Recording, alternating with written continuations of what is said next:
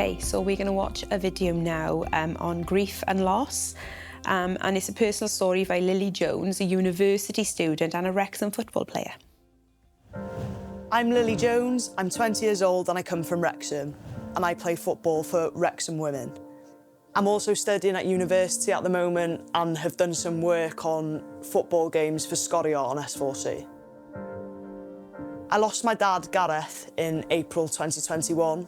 I was 15 years old and in year 11 in high school. Dad was 50 at the time and he'd always suffered from bouts of depression, and I think one day it just took over him. It was all a bit too much. It's still a shock today. It was like an out-of-body experience almost. 9, my grandmother came to tell me, but I don't remember much more from that day. It's all a bit of a blur. In the days and weeks that followed, I think I went into a bit of a survival mode. I don't think I could quite process what had happened. I was really worried about making sure that 9, Tide and Mum and brother were okay. I had counselling during the first year and I think that really helped. I struggled a bit with feeling like a burden on people. I was lucky enough to have lots of conversations about Dad with my friends, but I started to worry after a bit that they were starting to get bored of the same stories over and over again. And I think that's where having that safe space with a counsellor was important for me. Someone I could talk to specifically about that experience and just get everything out. It's really important to talk to a counsellor, and it's okay to ask for help.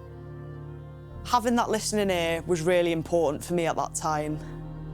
I went straight back into football. I was training 4 times a week. I went back to school full-time the next day. I think I was just trying to stay as busy as I could, and that's when the school said, you know, it's important you find someone to talk to about your feelings. I remember the counsellor saying that grief is like a bottle of pop. If you shake it and shake it and shake it and shake it, once you open that cap, it's just going to explode. So it's important that you open that cap a little bit at a time. Being busy was fine, but it was important to let off a little bit of steam too, otherwise I was going to hit a wall.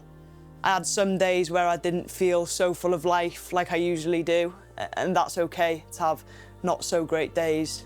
To know it was okay to have some quieter days, I think that really helped.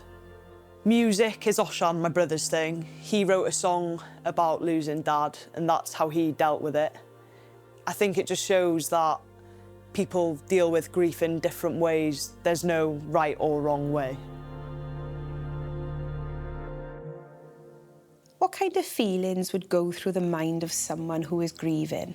I don't think there's a set feeling that goes through your mind. It's exactly like they said in the video, you know, everyone goes through it differently.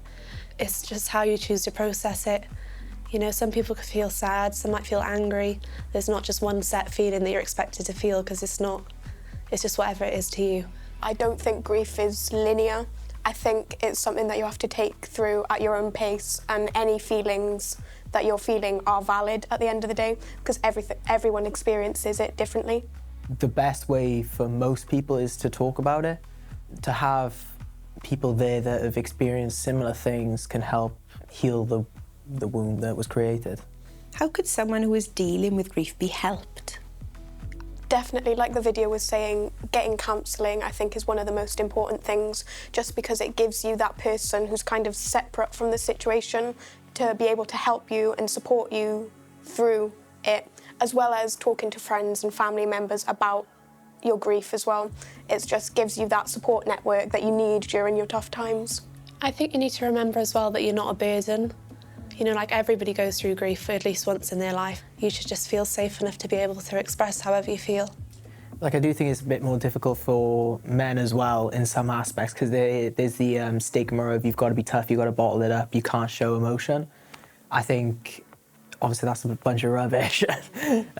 You should be able to confidently express yourself with your loved ones, your family, get a therapist if you need one. But just to have someone there to talk to, it makes such a huge difference. What kind of things can a young person do to process the grief that they're experiencing?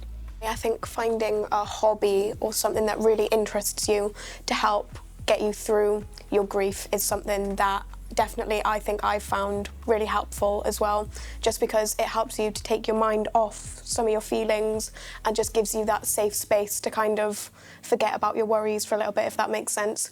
I don't think grief can ever disappear because you're always going to be thinking about that person that you've lost. But I think it can shift and change, and some days are going to be better than others. Some days you're going to feel like rock bottom, but then there'll be other days where you're feeling really happy, or you've got some happier memories of the people. So just take each day as it comes, I think. And do you think can counselling help everyone? I think people who don't like expressing their emotions and their feelings, counselling is like an easier way of expressing themselves. I would definitely say at least give counselling a go. If it's not for you, then at least you've given it a try, and you can say that I've tried this method, it hasn't worked for me, and that's okay. I think just being able to find like the right method of getting through your grief is definitely one of the most important things. If you've lost somebody, please go and talk to someone. There are counsellors there to listen to you, and it will really help. Do what's right for you. Everyone deals with grief in a different way.